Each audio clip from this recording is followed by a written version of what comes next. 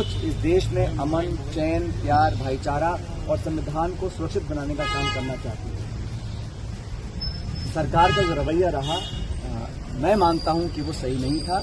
अभी उस पर अंतिम निर्णय नहीं हो पाया है कि आगे क्या होगा, लेकिन परंपरा ये होती है कि अगर स्पीकर बिना चुनाव के चुना जाता है तो डिप्टी स्पीकर का पद विपक्ष को दिया जाता है। जब यूपीए की सरकार थी तब डिप्टी स्पीकर हमेशा विपक्ष के पास था। मुझे पता नहीं है कि अंतिम काल में लिया गया है, लेकिन स्वच्छ परंपरा ये रही है, जब यूपीए के कार्यकाल था तो स्पीकर सत्ता पक्ष का था और डिप्टी स्पीकर विपक्ष का था। लेकिन इस सरकार का जो गठन हुआ है ये एक मिलीजुली सरकार है और किसी भी दल को पूर्ण बहुमत नहीं मिला।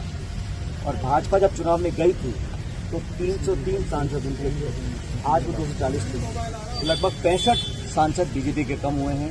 कांग्रेस पार्टी के 55 सांसद थे, 54 सांसद थे, आज 102 सांसद हैं। इसमें संगठन में बड़े बदलाव देखने को मिलेंगे, कुछ नए चेंजेस? प्रदेश अध्यक्ष भी आपके चुने जाने हैं। ऐसा कुछ नहीं है, अलग अलग समय पर राज्य में राष्ट्रीय लेवल पर बदलाव होते रहते हैं। जहाँ जहाँ डिमांड आती है, रिक्वायरमेंट होती है और किस व्यक्ति से क्या जिम्मेदारी से उसका रोल निभाना है, ये आलाकमान तय करता है। हम में से किसी को जो भी पद दिया जा रहा है उसमें हम लोग मिलकर काम कर रहे हैं। लेकिन ये बात सच है कि राहुल गांधी जी ने जिस प्रकार से पूरे देश में लोगों के अंदर एक अलग जगाई है, इस यात्रा के माध्यम से राहुल गांधी जी की भारत जोड़ो यात्रा, जो मैं समझता हूँ एक इतिहास में किसी और नेता ने इतनी बड़ी यात्रा नहीं निकाली थी। उस यात्रा से एक संदेश गया था कि देश में जो माहौल है उसको बेहतर करने के लिए जो टकराव पैदा किया गया, जो आपस में बंटवारा किया गया, जो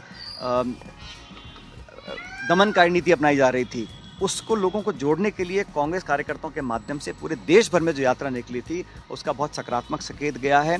और दोनों यात्राओं में मैं समझता हूँ लगभग 10,000 किलोमीटर की यात्रा निकली है। उस यात्रा ने लोगों को जोड़ा, कार्यकर्ताओं को जोड़ा और कांग्रेस समेत इंडिया अलायंस के पार्टनर्स को भी इस यात्रा का फायदा मिला है। छत्तीसगढ़ में चुनाव रहा, किस तरह से देखते हैं? काफी मेहनत आप लगा। छत्तीसगढ़ में 11 सीटें हैं और हम लोग जब से राज्य का निर्माण हुआ है हमेशा हम 2 ही सीट जीत पाते हैं। जब चुनाव में जा रहे थे हम वहाँ 11 में से 2 सांसद थे, इस बार हम 1 जीते हैं और दूसरी सीट हमारे 1700 वोटों से। हर सीट पे जो जीत हार का मार्जिन कम हुआ है, हमारा वोट प्रतिशत उतना जितना पिछली बार था, कम नहीं हुआ है। लेकिन वहाँ पर हम लोग 2 मेंबर्स को नियुक्त किया गया है, वीरप्पा मोइली जी, हरीश चौधरी जी, वो अगले 4 दिन का दौरा कर रहे हैं परसों से, और छत्तीसगढ़ में हर एक जिले में जाकर लोगों से फीडबैक लेंगे और वहाँ पर क्या परिवर्तन लाना हम लोग लेकर आएंगे। वहाँ कार्यकर्ता मजबूत है, वोट शेयर इंटैक्ट है, लेकिन हमारा परिणाम इतना अच्छा नहीं आ सका, उस पर हम कार्रवाई करेंगे।